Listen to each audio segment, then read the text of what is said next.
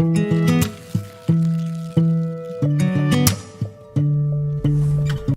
as you can all see, email communication and etiquette. Here we are going to just touch the part of the email communication and the etiquette. Why etiquette word is added here? Because the way we do communicate with people in a formal place, we are supposed to follow certain etiquettes. So we do need to understand the importance of our tone, the importance of the language in which we are just going to speak to the people. Similarly, written communication is also very important, and it is highly very important when you do write in a formal place. Okay, and most of the time in formal place, when we do talk about the written communication, then it is related with email communication. So obviously, when we are supposed to speak to the people in a verbal manner or in written manner, also we are supposed to follow certain etiquettes. So let's move towards it. What is email etiquette? Etiquette governing communications on the internet. So internet, whatever you do, it's visible to all of us. It's visible to others. So whatever you are putting there, it's a kind of public thing. So any person can see it. Okay. So you have to make sure what are the governing communication you are following. Those are related with etiquette. Those are related with normal formal communication in terms of email, writing, and all. Rules for how to communicate appropriately and respectfully online. There are certain rules. Let's see. Why does it matter? Why does it matter? What is the importance of it? Good email communication skills are part of succeeding in college and on the job. If you know how to do a proper drafting of the mail, then you are able to communicate effectively in the written form also. I have seen students when they are supposed to attach certain things and sending it to me last year. Some of the students, they just attach the information, they just forwarded it. They have not written anything, their name, no any subject line and all. It becomes really very annoying. Okay, so you should know how to do that. If you would be participating in certain events, especially in these days, lots of online events are happening, then you would be connected with formal email and how you're writing the email, how you're sending it to the people, okay, and how you're sending it to your teachers, your main coordinator, how you're doing it. So it's really a part of succeeding in college and on the job. Also, it helps you make a good impression. Of course, if you're writing a good design email, following the etiquettes, uh, you're going to create a good kind of impression. It also makes uh, very like likely to the people who are going to get the response. So make it more likely. It is really very going to make it more likely that you will get the response you want. So if you send your messages to the people, whatever desired information you want, if you are writing in a very different manner, in a very impressive manner, then of course you will be getting the response. And people do reply to the mail because that is the formal way of replying. They have to, but you should know how to get your reply, and for that you should know how to write the email. Certain basic rules of email communication. Be sure to include the following. These following points you are supposed to understand, and you are supposed to include all these. Okay, like proper subject line. Proper subject line. Subject line is the main thing which should be visible to the person. If you open your email, so subject line will be visible at front. So while writing the subject line, make sure that how you are writing it, it is really going to fulfill the purpose, whatever you are asking for. It should have a proper language, okay, a proper structure also, because subject line is the first thing which will be visible to the person who is going to open. And it is visible to the person who is just sitting next to him also. So you have to make sure that what kind of language you are putting there. So you have to be always in a kind of position where you are keeping the message in a very polite manner and crisp manner also. Greeting has to be there, which is coming after that. That is also called salutation. Dear sir, dear ma'am, dear team, uh, dear classmates, dear gentlemen, dear teachers, whatsoever. Okay, and then you are supposed to include the introduction. Introduction, if it is required, that I am writing this mail in order to remind you, in order to bring into your notice regarding the event, regarding something else. So you have to give a proper introduction. And requesting is the main part, guys. You always are supposed to put up the info, whatever language you are putting it. Obviously you will be writing a letter in order to make the person informed about the certain things, or you may be asking for something certain things. So you have to be in the request mode. Okay, so you are supposed to include modals here, the language. Okay, add, would you please, would you, would, could, should not, would, could, should be added. Okay, and thank you. Closing remarks and the signature, all these points are really very important. Basic rules: remember that direct language can sound harsher in email than in person. So you have to remember that direct language can sound harsher in email than in person. So you have to make sure what kind of language you are putting across. You have to be really very proper in putting up your language. It should not sound very harsh. It should not be sounding like you are going to give the order to the person. You are just trying to have a command, and you are demanding something. It should not sound like that. So that's why you have to make sure that what kind of language you are using there.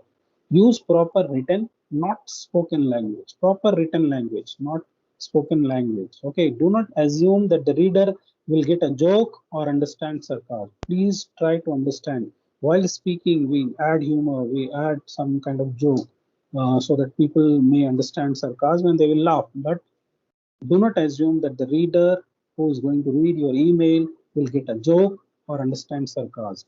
It's not needed at all. Be thoughtful and respectful in what you write. Thoughtful and respectful in what you write. Thoughtful, why? Because you have to make sure before sending the mail, reading it twice, thrice, that what language, what kind of information I'm going to bring in, I'm going to put across to the person. It should be really very thoughtful and then respectful in the language also. Do not make demands.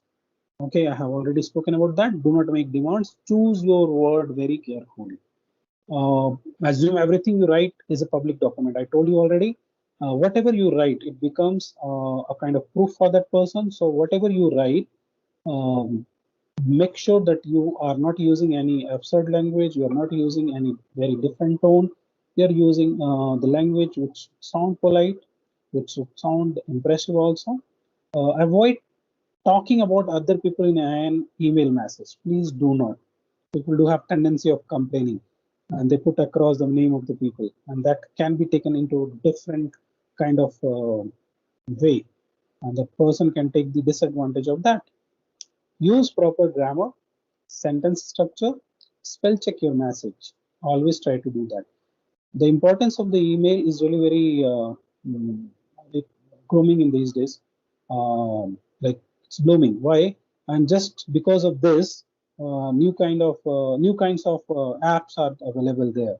You may have heard about the Grammarly. So Grammarly is an app through which you can correct, you can check your grammar, you can check your sentence structure, you can check your spell, and it gives you lots of insight whenever you apply that. Okay, but you have to make sure that whatever language you are doing, even though you are following Grammarly, please try to recheck what how it is sounding. If your message includes a request, always close with a thank you to the recipient for considering it. Do not expect or demand an immediate response. Please don't do that. People have the tendency of asking as soon as possible. You have to reply. You have to reply. Please don't do that. Reread your message before sending it and rephrase it. Please try to reread your message all the time before sending it, and rephrasing it also how it is sounding. Rephrasing means you are repeating by your own. You are just making certain sound like you are reading means reading it louder a little bit so that you should also understand the tone which should be how the the tone of the particular language, particular message will be sounded to the person who's going to read out that. There are again certain basic rules. If you receive a confusing or unclear message, sometimes it happens, give the writer the benefit of doubt. Do not get into the deep and try to find out lots of things and getting irritated. No, give the writer the benefit of doubt. Ask politely for clarification. Suggest discussing the matter in person. If the person has tendency of writing lots of messages, okay, and sometimes they do not know the importance of making the message in crisp, rather than just they are just putting lots of things when they may be irritated with something, or they may not be happy with certain things, then they may be writing lots of things and it will be so huge. It's just like similar when you have a kind of argument with one person through WhatsApp and they start sending messages, big messages, maybe 4, 5, 6, and 10 line bigger messages, and people do not see that. Do you? No. Instead of writing a big messages, you should call that person and should know. It happens most of us. It happens with most of us, and it may have happened with you also. Suggest discussing the matter in person if it is confusing. So this is the example, guys. Sample email message. Okay. See the subject line. Technical reporting memo question. Technical reporting memo question. Dear Miss Guard, I am a student in your technical reporting class. See, technical reporting, T and R are capital, okay, because it is mentioning about particular class. And I am confused about today's homework assignment. I would appreciate it if you could explain what you mean by incident report. Is there a place in the textbook where I can find an example? Thank you very much for your help. Sincerely, Jim Smith. See the message here. Very clear indication of everything. Very crisp information. How the person is using and taking the reference of the previous the class, and then how the person is using model like I would, could you could, such like that. Okay, now see the difference. Okay, here the person has not written the subject line.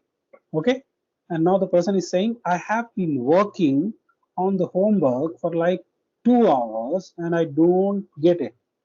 What's the point and what I'm supposed to do? I have got way too much going on and have to work tonight. Jim, see the difference. Guys, you people are able to find the mistakes? Not in a grammar, only in a grammar aspects. Lots of things are there. The tone, see the language I have. Guys, what are the mistakes? Mistakes as in like, what can you consider as a mistake here? Tell me, guys. I told you I will be asking for the. I just need to have your interactions also. Tell me, guys. No subjects. Okay, check it out. The Yes, written language. everything in shortcut, sir. I mean, Hmm. I have working, everything is written in shortcut. It has not to be there like that. Like I then working, when working is thought, homework is thought, and look at the tone when she just mentioned what's the point and what I'm supposed to do. So this is the very wrong kind of message made. Guys, now here we are going to move ahead with sending emails and letters. What can be here? How you can put up your opening phrase and how you can put up your closing phrases. Okay, opening phrases like you're supposed to start with. So certain structures are supposed to be followed. Like in reply to your letter, when you're referring to the other thing, the previous thing. Thank you for your letter of May 14th. Again, referring here, thanks for your email. Following our phone conversation. People here sometimes do talk about, as per our telephonic conversation, I am writing this mail in order to recall you, or in order to bring into your notice that I have gone through this. And your opening phrase will lead you, not lead you, or your opening phrase lead to the main body of the mail. Okay, and the closing phrase. Please contact me again if you need any more information. If I can be of any further assistance, please do contact me again. Let me know if you need anything else. I look forward to hear from you soon. This is how people are. Reasons for writing. Reasons for writing. Why you writing a letter? This letter is to. I am writing to. I am pleased to. I would be pleased if you. Could you please? Would you please? The models use of that. Please email me. Just a quick note too. I'm sorry to inform you. Unfortunately, I'm sorry about that. I apologize. Apologize for that. Something like that. Model. Model. Okay. People do talk about model. This is the example. Modal is something else. Okay. Just could, should, would. Those are the models. Subject. Meeting with Mr. Jenkins. Concise but a specific subject. Concise. It has to be concise, but it has to be specific also. Subject done. Marketing meeting. Dear brand. Polite greeting. Use of comma. Commas should be there. Okay. See the example here, guys. Okay. Subject marketing meeting. Hi, Brian. Further to our conversation of 15th June. Reference to the previous contact. Introduce. My company is currently creating a new series of leather product, and so I am writing. Okay.